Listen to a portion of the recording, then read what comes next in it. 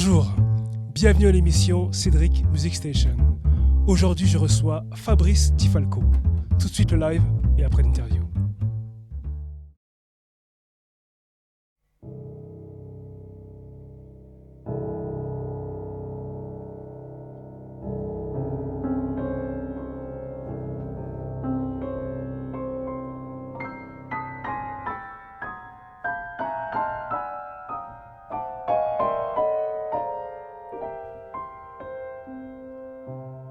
Quando mi madre li babao sul pedre fressa por sombrero y los de los barcos a unira humo de habanero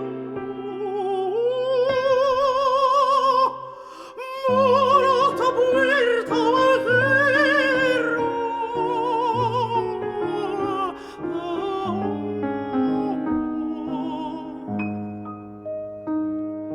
Cadice adormecida entre fandangos y habaneras ya no habitaría no quería hacer mi terror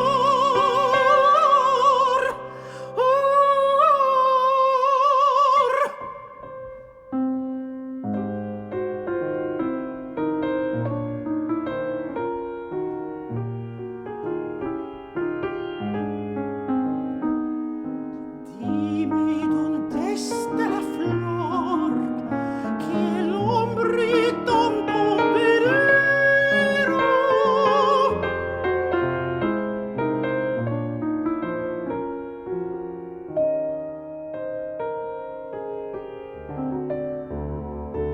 Meteo Antonio volvía con su iride insurrecto.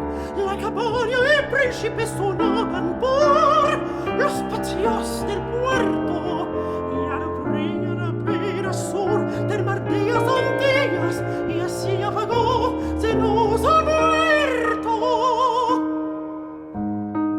Me encontré con la Beatriz como se había perdido y ahora era verdad, no era mentira, un cañonero y doligo cantándolo en güeros.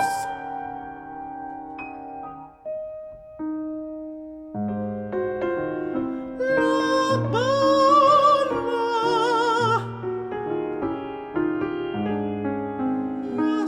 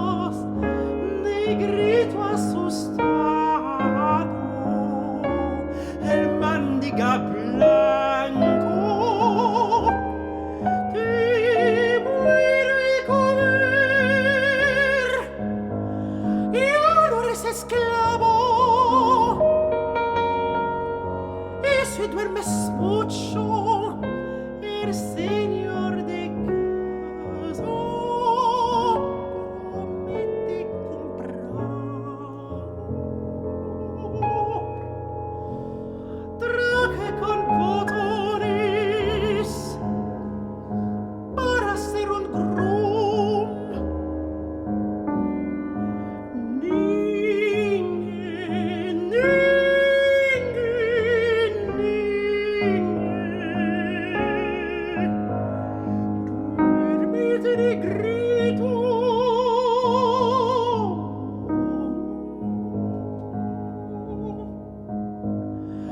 Cabeza de coco, grano de café.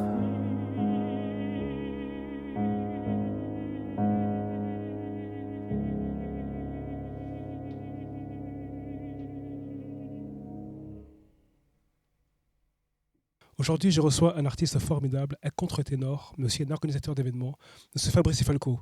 Fabrice, ça va? Bonjour, ça va, merci beaucoup Cédric. Tu vas bien? Ça va et toi? Très très bien. Je suis content de te recevoir, mais j'aimerais savoir, en tout cas, notamment pour ceux qui nous regardent, qui est Fabrice Difalco? Fabrice Difalco est un jeune Martiniquais qui est né en Martinique et Comme moi. qui a toujours voulu être chanteur d'opéra, même s'il n'y a pas d'école de chant ni de conservatoire en Martinique. Et il n'y en a toujours pas.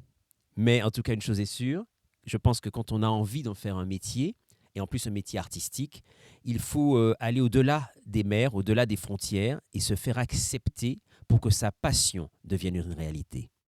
D'accord. J'ai une question. Est-ce que l'opéra en créole, ça existe? L'opéra en créole n'existe pas encore. D'accord. Je dirais que les Polynésiens sont les premiers à avoir traduit un opéra en tahitien. Donc, on est en train de réfléchir, justement avec les Voix des Outre-mer, à faire un opéra en créole, parce que la langue créole, comme disait Aimé Césaire, est une langue qui peut être tout à fait bien chantée. On l'entend dans nos musiques traditionnelles et même dans notre zouk. Mais avec de l'opéra, je l'ai déjà moi-même tenté de chanter du créole en opéra, mais je pense qu'un opéra en créole, voilà un autre challenge qui pourrait être intéressant. D'accord. En parlant justement de challenge, tu as créé donc le concours des Voix des Outre-mer. Parle-moi un peu de cet événement-là. Qu'est-ce qui t'a poussé à mettre cet événement-là sur pied, justement?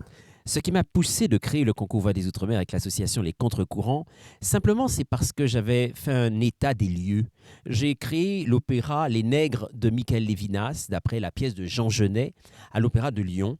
Et je me suis retrouvé sur 13 rôles à être le seul Français noir, alors que les 12 autres rôles étaient des Noirs américains. À ce moment-là, je me suis posé la question, une œuvre française de Jean Genet, d'un compositeur français, Michael Lévinas, dans un opéra français, l'Opéra de Lyon, comment se fait-il qu'on ait 12 Afro-Américains et un seul Français? Alors bien sûr, j'étais très content d'être le seul Français, mais ça m'a posé une question. Je me suis dit, mais où sont mes frères et sœurs? Il n'y en a pas qui font carrière? Il n'y en a pas qui veulent devenir chanteurs d'opéra comme moi? Et bien sûr qu'il y avait des chanteurs d'opéra qui m'ont précédé comme Christiane Dapierre, comme Magali Léger ou Loïc Félix. Mais il n'y avait pas pour la nouvelle génération, je dirais, une chance qu'on a dans le sport de voir des personnes qui incarnent quelque chose pour nos jeunes et on a envie de suivre. Alors, quand j'ai été chevalier de la Légion d'honneur sous François Hollande, à ce moment-là, je me suis dit, mon combat, ma lutte commence maintenant. Rendre accessible l'opéra à tout un chacun dans tous les Outre-mer et faire qu'il y ait plein de chanteurs et de chanteuses qui, venant de nos territoires ultramarins et de 3 océans, puissent quand même aussi se tenter à l'opéra et pourquoi pas, comme moi, depuis 30 ans, faire carrière. D'accord, bravo. Bravo. C'est une envie au-delà de la transmission. France Télévisions, comme tu es suivi quand même, il faut le dire aussi, tu es suivi, il y a vraiment quelque chose qui se passe autour de ça. Oui. C'est pas juste simplement une idée que tu as jetée en l'air, il y a vraiment quelque chose d'organisé autour de ça. Oui, c'est-à-dire qu'on a organisé cela avec le président justement de l'association Julien Leleu, où on a organisé cela avec toutes les forces possibles, aussi bien, je dirais, politiques que des personnes qui ne s'entendent pas politiquement. Et je leur ai demandé de se mettre tous autour d'une table pour croire en ce projet. Je leur dis aux politiques, même si vous n'êtes pas d'accord sur tout, mais on peut être d'accord sur la voie. Un politique n'est-il pas, je dirais, la voix de toutes les personnes qui ont voté pour elle? Donc, quel que soit le parti politique, on doit être tous là pour une même voix. Et la voix que je proposais, c'était la voix du lyrique dans tous nos Outre-mer, parce que tous les Outre-mer, nous sommes des peuples de vocalité. Nous chantons, nous aimons en chantant, nous crions en chantant. Donc c'est important, comme France Télévisions d'ailleurs et d'autres médias, puissent être là autour de ce projet de vie de tous ces candidats finalistes de ce grand concours Voix des Outre-mer. Donc Fabrice, tu es venu ici avec un pianiste formidable pour nous faire une chanson magnifique. Franchement, qu'on a écouté là, c'est vraiment, on a tous été emportés par ça. Est-ce que tu peux un peu nous parler de cette chanson et de celui qui t'accompagne? C'était important de vous faire découvrir à vous, chers amis, téléspectateurs, auditeurs et à toute ton équipe, les Canciones Negras de Xavier Monsalvatge, les chansons nègres de Xavier Monsalvatge, qui était un Catalan qui avait vécu à Cuba. Et j'avais envie aujourd'hui de venir avec un pianiste classique, soliste de l'île de la Réunion, Bravo. Tom Poirier. Et on a essayé de vous présenter une première mélodie, les chansons nègres de Monsalvatge, et ensuite ça a été suivi par Océan de Frédéric Chopin pour retrouver Monsalvatge avec la berceuse créole. La berceuse créole, cette maman qui a l'enfant et qu'elle berce pour qu'il s'endorme.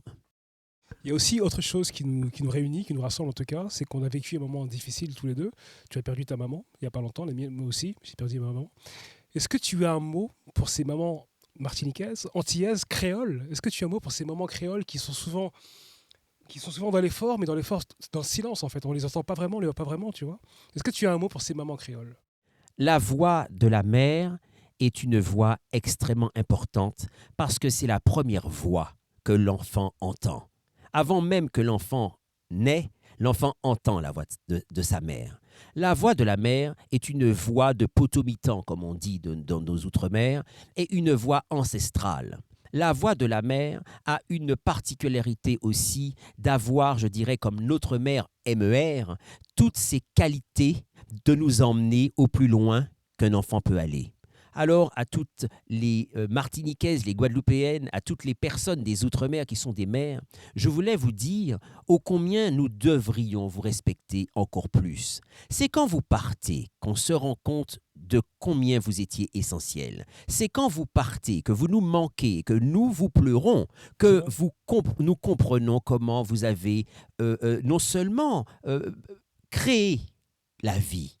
L'homme crée la vie à sa façon, mais celle qui va avoir pendant 9 mois, cet être qui va grandir, qui va sortir, et quel que soit l'âge où on perd notre maman, et il n'y a pas d'âge pour pleurer finalement, alors on a une sorte de cordon ombilical qui avait été évidemment coupé lors de notre naissance, mais ce cordon ombilical est resté encore visible dans nos mères. Donc en réalité, je dirais aux mères, ayez confiance aux enfants que vous avez créés. Même si vos conseils, ils ne les entendent pas, continuez à les rabâcher, les conseils. Continuez à leur faire comprendre qu'ils seront toujours des enfants et que vous serez toujours les mamans. Car en réalité, la chose la plus formidable, c'est d'avoir été proche d'une maman qui vous a aimé et que ce fut réciproque. Et la chose la plus extraordinaire, c'est de pouvoir faire vivre nos mamans défuntes éternellement par l'amour que nous leur portons. Alors mesdames, félicitations d'être des femmes et d'être des mères. Waouh, ok, j'ai pas plus de mots que ça. Bravo, merci Fabrice pour ce message. Je pense que ça va toucher beaucoup de personnes. Les mères en général, parce que c'est vrai que j'ai parlé des femmes créoles, mais des mères en général qui sont touchées par ce message, même aussi les pères, en tout cas les parents, quoi qu'il arrive. Donc les amis, c'était Fabrice Di Falco, magnifique voix, magnifique orateur aussi, sur Cédric Music Station. À très bientôt.